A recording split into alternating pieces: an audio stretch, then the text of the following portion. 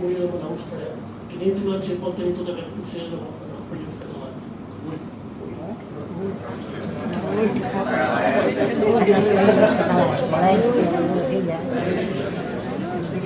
Hi ha caldo de cultiu. Algú pot dur el sopar, perquè això té unes quantes zones. Mireu, la independència de Catalunya és una bomba atòmica. Ho canvia tot. Ho canvia tot no només al Principat, ho canvia tot al conjunt de l'Estat i molt probablement ho canviarà tot Europa. I per tant, les conseqüències són imprevisibles, perquè pot passar qualsevol cosa. Per tant, com a valencià, sí que m'agradaria dir tres coses que jo crec que són importants. Primer, el millor que es pot fer pel País Valencià ara mateix és proclamar la independència del Principat. És el millor. És la cosa que pot galvanitzar més la situació al País Valencià. Especialment tenint en compte que el Principat, el govern i fins i tot la societat civil juguen pel tauler petit, seguint l'esquema dels escacs. Aquí els partits polítics estan jugant amb un tauler que només té el mapa del Principat, però Espanya no està jugant amb aquest tauler. Aquí n'hi ha dos partits que creuen en els països catalans, la CUP i el PP. Són els dos que creuen en els països catalans, perquè el PP està actuant, està jugant aquesta partida sobre el tauler dels països catalans. O vos penseu que tallen Catalunya Ràdio perquè s'ha tocat la pera aquest matí, o vos penseu... No, ells estan jugant la partida perquè ells saben que els països catalans existeixen. Per tant, ja estan jugant aquesta partida. M'agradaria que els d'aquí dalt ho saberen tant com aquells, però els d'aquí dalt no ho saben. Deixem-ho córrer. Per tant, primer això. Segona, hi ha una cosa que ens hem d'acostumar, que nosaltres la sabem, i que l'únic que hem de fer és fer l'esforç d'adaptar-la, que l'Estat i la nació no és el mateix. Quan jo era xiquet, sempre ho expliqué,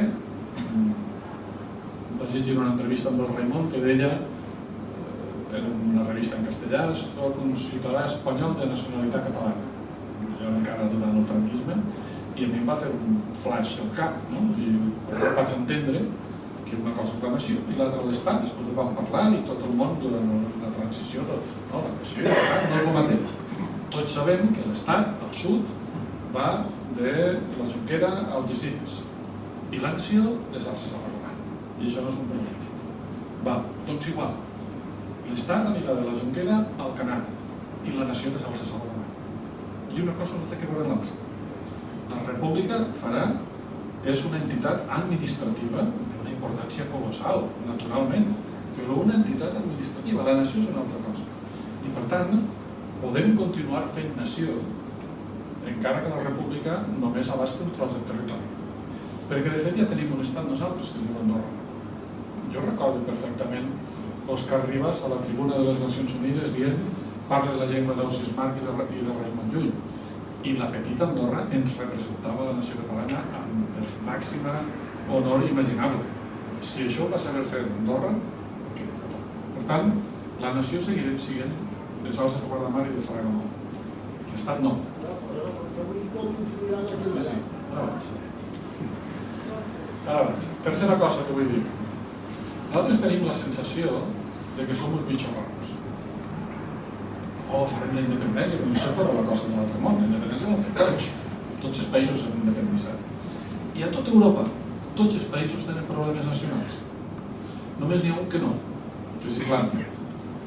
Islàndia és l'únic país d'Europa que tots els islandesos estan dins d'Islàndia i no n'hi ha ningú que no sigui islandès dins d'Islàndia. D'acord, estan allà dalt, fot un frequepela, ningú vol anar...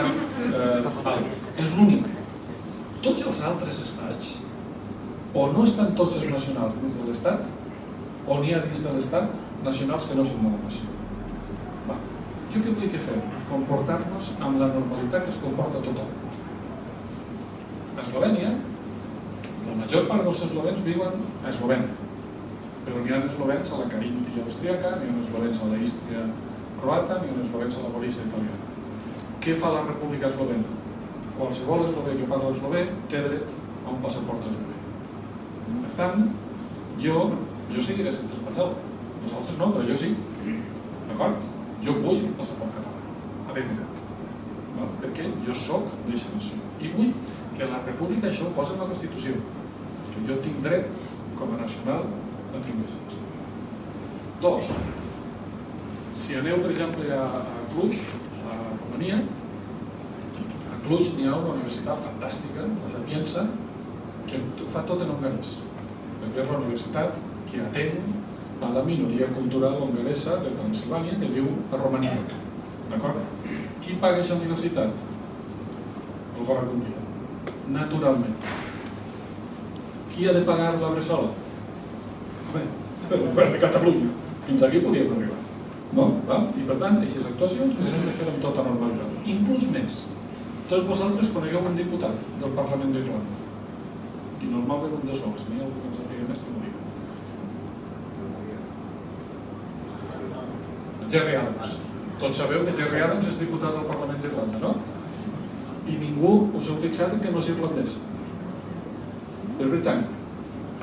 És a dir, és irlandès de la Irlanda ocupada pels britànics. Però què passa? Que la Constitució d'Irlanda diu que el Parlament representa la nació, no a l'Estat. I per tant, qualsevol irlandès pot ser diputat al Parlament. Siga irlandès de ciutadania o no. D'acord? Doncs jo aquestes coses que fan tots, jo vull que ho facin amb el País Valencià, amb les Illes, amb la Catalunya. Com reaccionarem nosaltres? Dependrà molt. Jo en això ho diré, deixa'm pensar per on m'enganxi. Anem a veure.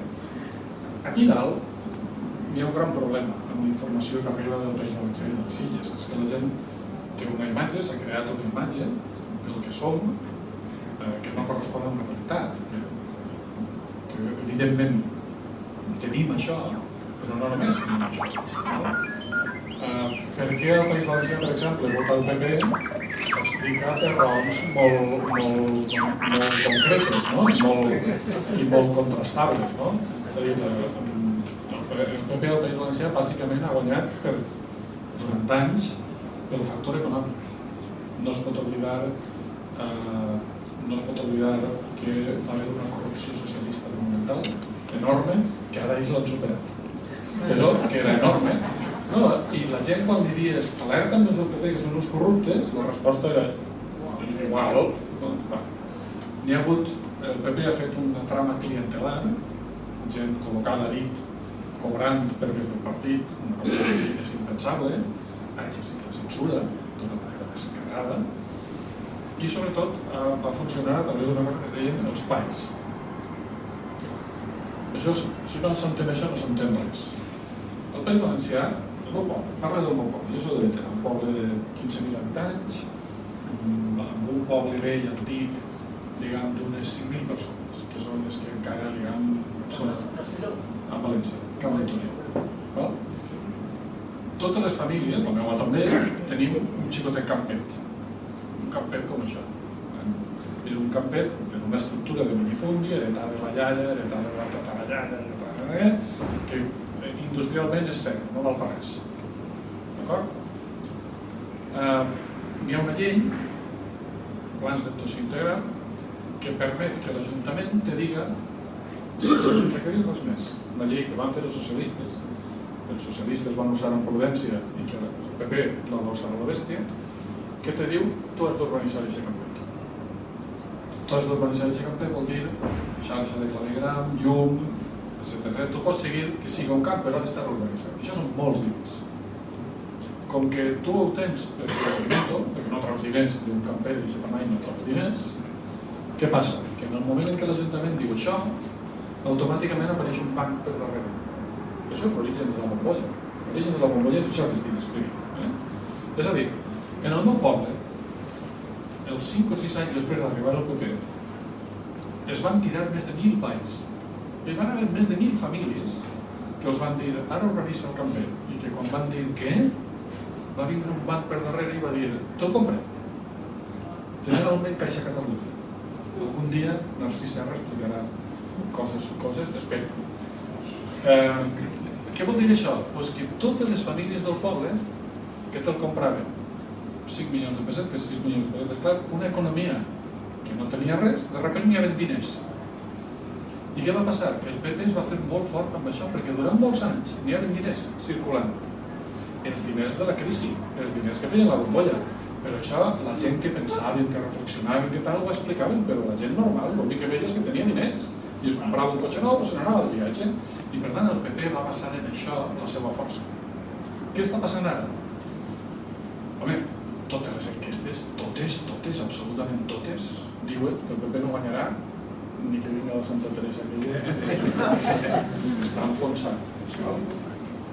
Ara, a mi m'agrada dir una cosa, i espero saber-ho. Jo estic molt orgullós del País Valencià, molt, perquè crec que durant 40 anys hem resistit el que ningú ha sigut capaç de resistir. Així viviu bé. Nosaltres hem viscut en un país on a un senyor com Joan Fuster, un dels més grans intel·lectuals d'Europa, li posaven bombes per matar-lo, no per avisar, per matar-lo. Bombes que explotava una i als 3 minuts explotava una altra per matar-lo. Bombes que evidentment la policia mai va trobar a ningú que les hagués posat. El professor Sánchez Guarner, que era un samparó, l'home més moderat que puc imaginar en la meva vida, va morir d'un atac de cor després de rebre una bomba, un paquet bomba, disfressat de pastilleta de toro. El Miquel Grau el van matar a la cara. El Guillem Agulló el van matar a Montanejos. No només el van matar a Montanejos, el fill de puta que el va matar es va poder presentar a les eleccions. I els fills de puta amb els seus amics cada setmana anaven a posar una paradeta al carrer on viuen els pares de Guillem Agulló. Nosaltres vam tindre un cop d'estat. Jo el 23F, al Molinell i al Boralla, tenia un tanc a sota. Un tanc. I això per no tirar enrere. A tot el Principat hi ha 3.000 fosses comunes. Al cementiri general de València, només al cementiri general de València, hi ha 36.000 fosses comunes. Després de la guerra van fer un holocaust contra els valencians. Ens han tancat TV3, ens han tancat Catalunya Ràdio, ens han tancat Canal 9. Ens ho han censurat tot, ens han perseguit, ens han massacrat, ens han fet una llei electoral injusta que si no trobes un 5% en tot el País Valencià no entres.